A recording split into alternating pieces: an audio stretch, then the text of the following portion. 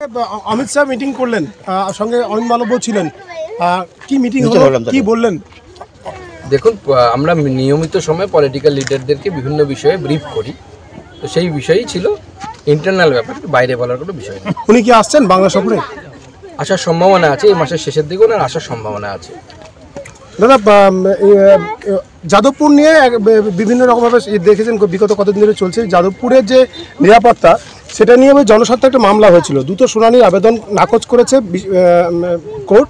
বিশ্ববিদ্যালয় চাইলেই পুলিশকে নিরাপত্তার জন্য ডাকতেই পারে, মামলার দ্রুত শুনানির প্রয়োজন নেই বলছে কোর্ট। দেখুন, বিষয়টি হচ্ছে, যাদবপুর পশ্চিমবঙ্গের মধ্যে বরাবরই একটা আলাদা আইল্যান্ড হিসেবে থাকার চেষ্টা করছে।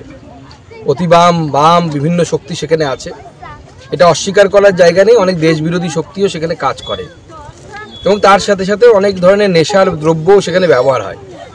মুক্ত চিন্তার নামে এই ধরনের অনেক কিছু করা হয়, যেটা মুক্ত চিন্তার সাথে, যার আমার মনে হয় অন্তত পক্ষে সরাসরি কোনো যোগাযোগ নেই।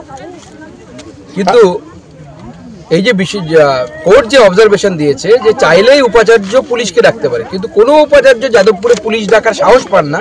কারণ কোনো একজন উপাচার্য যদি পুলিশ ডেকে নেন, তাহলে পরে যাদবপুরে সেই উপাচার্যের জীবন ব্যতিব্যস্ত করে ফেলে এই ছাত্র সংসদের যারা অতি বাম নেতা আছে। গোপালবাবুকে মেরে, এবং হ্যাঁ, আমি এটাই বলতে চাইছিলাম, এটা আমাদের অনেকেই জানি না আমরা, যাদবপুর বিশ্ববিদ্যালয় পশ্চিমবঙ্গে সম্ভবত একমাত্র বিশ্ববিদ্যালয় যার ক্যাম্পাসের মধ্যে উপাচার্য খুন হয়েছিল।